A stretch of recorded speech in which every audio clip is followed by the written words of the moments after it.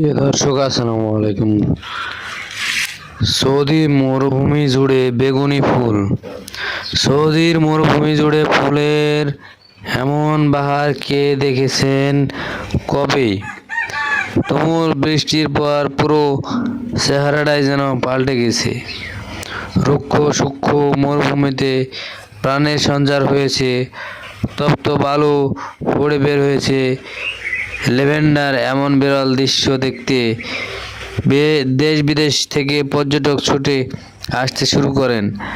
ক্যামেরাম্যানরা সেই ছবি তুলে ছেড়ে দেন ইন্টারনেটে। হালের ইনস্টাগ্রামের ছবিগুলো জুড়ে দিয়ে তারা লিখেছেন, অবিশ্বাস্য সুন্দর। কে বলেছেন এ যেন দুনিয়ার বুকে বেহেশতের বাগিচা।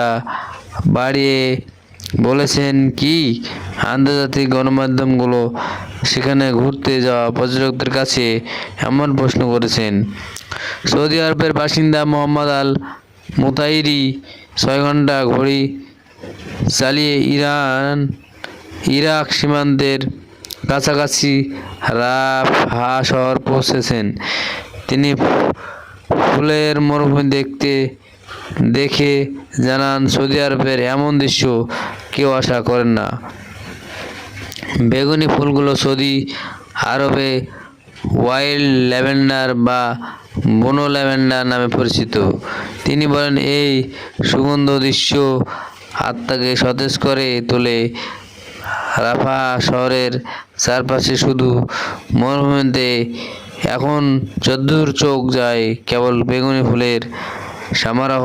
আরেক পর্যটক বলেন, এই দৃশ্য বছরে 15 থেকে 20 দিন থাকে সূর্যের তাপে, তারপর ফুলগুলো শুকিয়ে যায়। রঙিন ফুলের সৌন্দর্য উপভোগ করতে বেশ আয়োজন করেই এসেছেন তিনি। মরুভূমির মধ্যে তাঁবু টানিয়ে একপাশে আগুন জ্বালিয়ে বন্ধুদের সঙ্গে গরম চা পান করছেন। সৌদি মরুভূমিতে বেগুনি ফুলের দেখতে সুদূর কাতার থেকে দৌড়ে এসেছেন আব্দুল রহমান আল মারি এবং পর্যটকের সংখ্যা শুধু বাড়তেই থাকে। পরিবেশবিদরা বলেছেন, এ ফুল ফোটার ঘটনা বিরল। বৃষ্টিপাত ও বন্যার কারণে তাপমাত্রা কমে আসা ও ফুল ফোটার জন্য অনুকূল পরিবেশ তৈরি হয়েছে। প্রিয় দর্শক, আজকে এ পর্যন্ত। সামনের দিন নতুন এপিসোড নিয়ে আসবো। আপনারা সুস্থ ভালো থাকবেন। লাইক, শেয়ার, কমেন্ট ও সাবস্ক্রাইব করবেন। আসসালামু আলাইকুম।